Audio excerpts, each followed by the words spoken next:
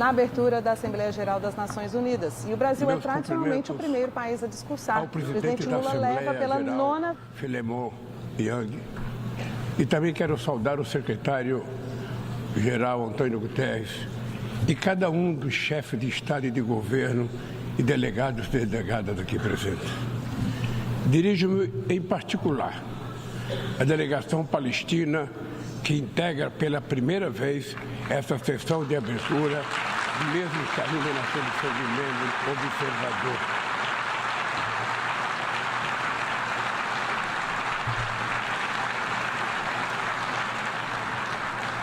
E quero saudar a presença do presidente Mahmoud Abbas aqui presente. Senhoras e senhores, adotamos ontem, aqui neste mesmo plenário, o Pacto para o Futuro.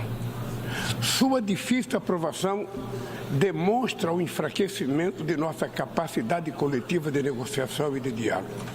Seu alcance limitado também é a expressão do paradoxo do nosso tempo. Andamos em círculos entre compromissos possíveis que levam a resultados insuficientes. Nem mesmo com a tragédia da Covid-19, fomos capazes de nos unir em torno de um tratado sobre pandemias na Organização Mundial da Saúde. Precisamos ir muito além e dotar a ONU dos meios necessários para enfrentar as mudanças vertiginosas do panorama internacional. Vivemos momentos de crescentes angústias, frustrações, tensões e medo.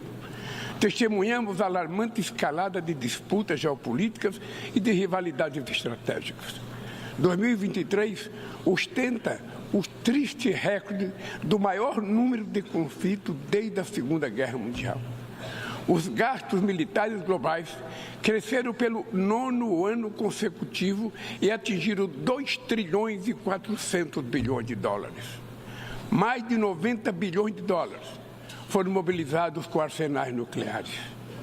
Estes recursos poderiam ter sido utilizados para combater a fome e enfrentar a mudança do clima. O que se vê é o aumento das capacidades bélicas. O uso da força, sem amparo no direito internacional, está se tornando a regra. Presenciamos 2 conflitos simultâneos com potencial de se tornarem confrontos generalizados. Na Ucrânia, é com pesar que vemos a guerra se estender sem perspectiva de paz. O Brasil condenou de maneira firme a invasão do território ucraniano. Já está claro que nenhuma das partes conseguirá atingir todos os seus objetivos pela via militar. O recurso a armamento cada vez mais destrutivos traz à memória os tempos mais sombrios do confronto estéril da Guerra Fria. Criar condições para a retomada do diálogo direto entre as partes é crucial neste momento. Esta é a mensagem do entendimento de 6 pontos que China e Brasil oferecem para que se instale um processo de diálogo e o fim das hostilidades. Em Gaza e na Cisjordânia, assistimos a uma das maiores crises humanitárias da história recente e que agora se expande perigosamente para o Líbano. O que começou como ação terrorista de fanáticos contra civis israelenses inocentes tornou-se uma punição coletiva de todo o povo palestino. São mais de 40 mil vítimas fatais, em sua maioria mulheres e crianças. O direito de defesa transformou-se no direito de vingança, que impede um acordo para a liberação de reféns e adia o cessar-fogo. Conflitos esquecidos no Sudão e no Iêmen impõem sofrimento atroz a quase 30 milhões de pessoas. Este ano, o número dos que necessitam de ajuda humanitária no mundo chegará a 300 milhões de pessoas. Em tempos de crescente polarização, expressões como desglobalização se tornaram corriqueiras. Mas é impossível desplanetizar nossa vida em comum. Estamos condenados à interdependência da mudança climática. O planeta já não espera para cobrar da próxima geração e está farto de acordos climáticos que não são cumpridos. está cansado de meta de redução de emissão de carbono negligenciadas do auxílio financeiro aos países pobres que nunca chega. O negacionismo sucumbe ante as evidências do aquecimento global. 2024 caminha para ser o ano mais quente da história moderna. Furacões no Caribe, tufões na Ásia, seca e inundações na África e chuvas torrenciais na Europa deixam um rastro de morte e de destruição.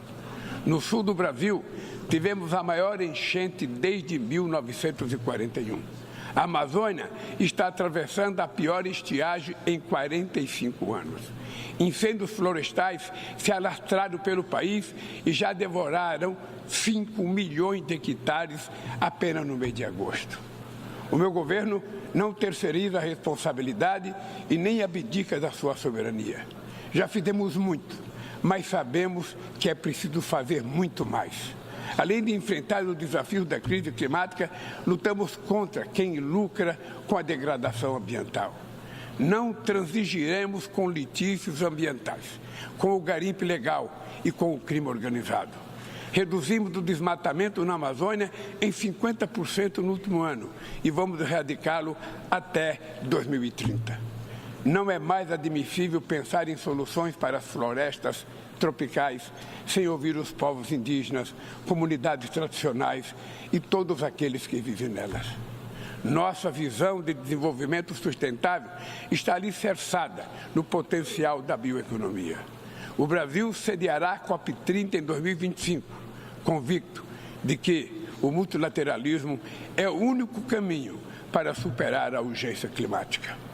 Nossa contribuição nacionalmente determinada, o NDC, será apresentada ainda este ano, em linha com o objetivo de limitar o aumento da temperatura do planeta a 1,5 graus. O Brasil desponta como celeiro de oportunidade neste mundo revolucionado pela transição energética. Somos hoje um dos países com a matriz energética mais limpa do mundo. 90% da nossa eletricidade provém de fontes renováveis, como a biomassa, a hidrelétrica, a solar e a eólica. Fizemos opção pelos biocombustíveis há 50 anos, muito antes que a discussão sobre energias alternativas ganhasse tração. Estamos na vanguarda em outros nichos importantes, como o da produção do hidrogênio verde. É hora de enfrentar o debate sobre o ritmo lento da descarbonização do planeta e trabalhar por uma economia menos dependente de combustíveis fósseis. Senhor presidente, na América Latina vive-se desde 2014 uma segunda década perdida. O crescimento médio da região nesse período foi de apenas 0,9%, metade do verificado na década perdida de 1980. Essa combinação de baixo crescimento e altos níveis de desigualdade resulta em efeitos nefastos sobre a paisagem política. Tragada por disputas muitas vezes alheias à região, nossa vocação de cooperação e entendimento se fragiliza. É injustificado manter Cuba em uma lista unilateral de estados que supostamente promove terrorismo e impor medidas coercitivas unilaterais que penalizam indevidamente as populações mais vulneráveis. No Haiti, é inadiável conjugar ações para restaurar a ordem pública e promover o desenvolvimento. No Brasil, a defesa da democracia implica ação permanente ante investidas extremistas, messiânicas e totalitárias que espalham o ódio, a intolerância e o ressentimento. Brasileiras e brasileiros continuarão a derrotar os que tentam solapar as instituições e colocá-las a serviço de interesses reacionários. A democracia precisa responder às legítimas aspirações dos que não aceitam mais a fome, a desigualdade, o desemprego e a violência. No mundo globalizado, não faz sentido recorrer a falsos patriotas e isolacionistas. Tampouco a esperança no recurso a experiências ultraliberais que apenas agravam as dificuldades de um continente depauperado.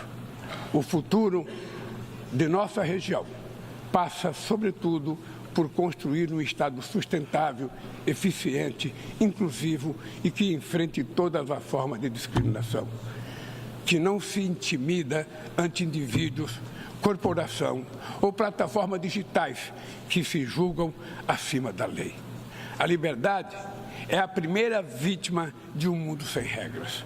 Elementos essenciais da soberania incluem o direito de legislar, julgar disputas e fazer cumprir as regras dentro de seu território, incluindo o ambiente digital.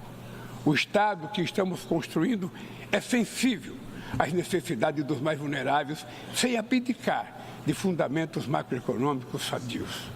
A falsa oposição entre o Estado e mercado foi abandonada pelas nações desenvolvidas que voltaram a praticar políticas industriais ativas e forte regulação da economia doméstica. Na área da inteligência artificial, vivenciamos a consolidação de assimetrias que levam a um verdadeiro oligopólio do saber. Avançam a concentração sem precedentes na mão de pequeno número de pessoas e de empresas sediadas em um número ainda menor de países. Interessa-nos uma inteligência artificial emancipadora, que também tenha a cara do sul global e que fortaleça a diversidade cultural, que respeite os direitos humanos, proteja dados pessoais e promova a integridade da informação. E, sobretudo, que seja ferramenta para a paz, não para a guerra. Necessitamos de uma governança intergovernamental da inteligência artificial, em que todos os estados tenham assento. Senhor presidente, as condições para acesso a recursos financeiros seguem proibitivas para a maioria dos países de renda baixa e média.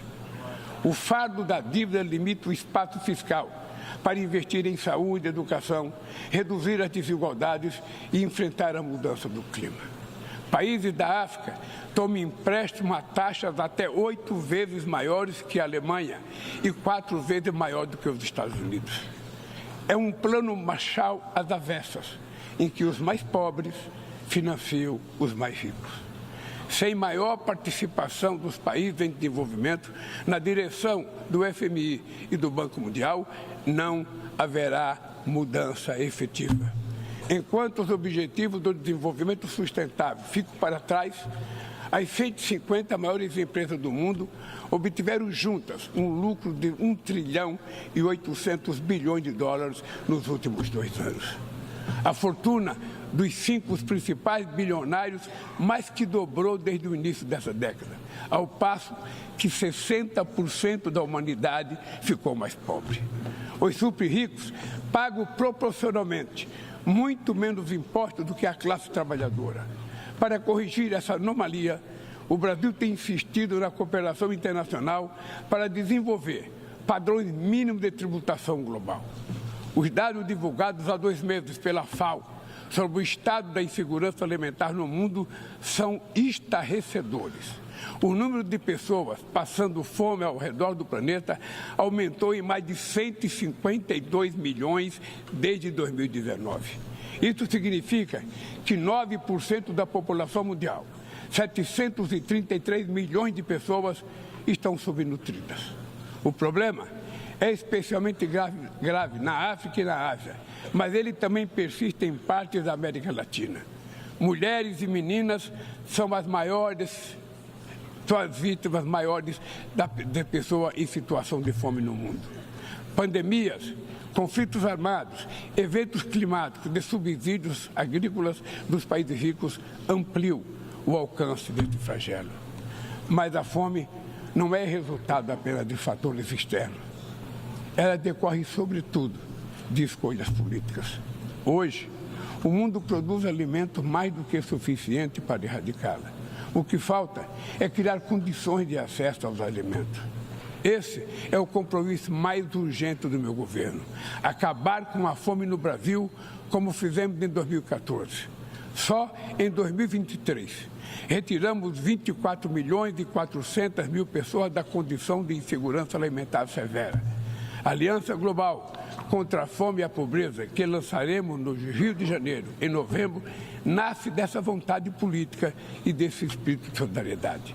Ela será um dos principais resultados da presidência brasileira do G20 e está aberta a todos os países do mundo.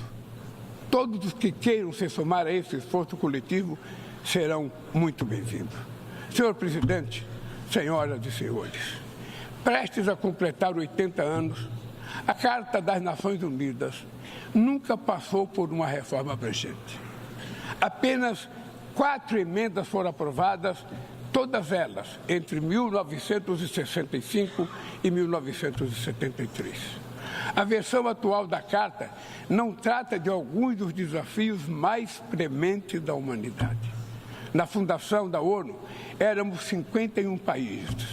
Hoje, somos 193. Várias nações, principalmente no continente africano, estavam sob domínio colonial e não tiveram voz sobre seus objetivos e funcionamento. Inexiste equilíbrio de gênero no exercício das mais altas funções. O cargo de secretário-geral jamais foi ocupado por uma mulher.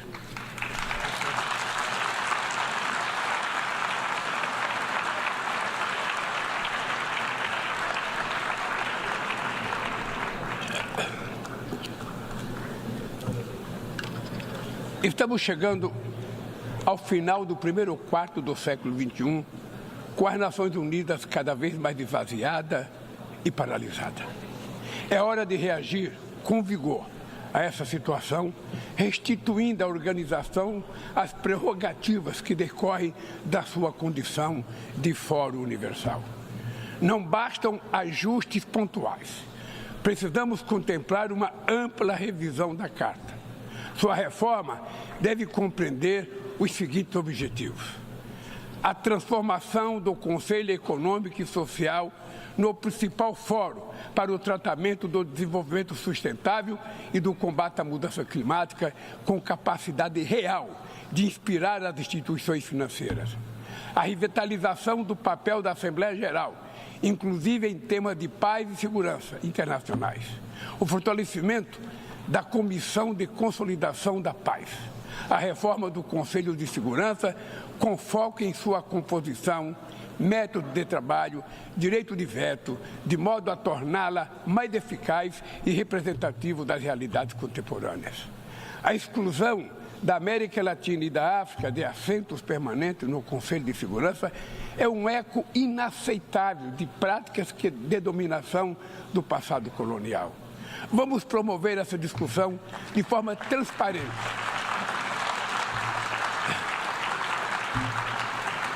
Vamos promover essa discussão de forma transparente, em consulta no G77, no G20, nos BRICS, na CELAC, no CARICOM e tantos outros espaços que existem para discutir.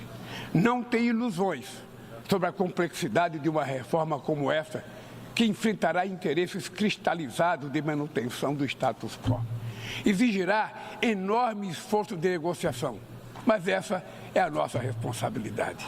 Não podemos esperar por outra tragédia mundial, como a Segunda Grande Guerra, para só então construir sobre seus escombros uma nova governança global.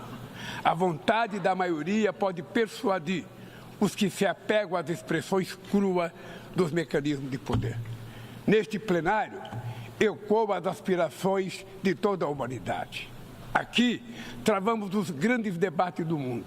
Neste fórum, buscamos as respostas para os problemas que afligem o planeta. Recai sobre a Assembleia Geral, expressão maior do multilateralismo, a missão de pavimentar o caminho para o futuro.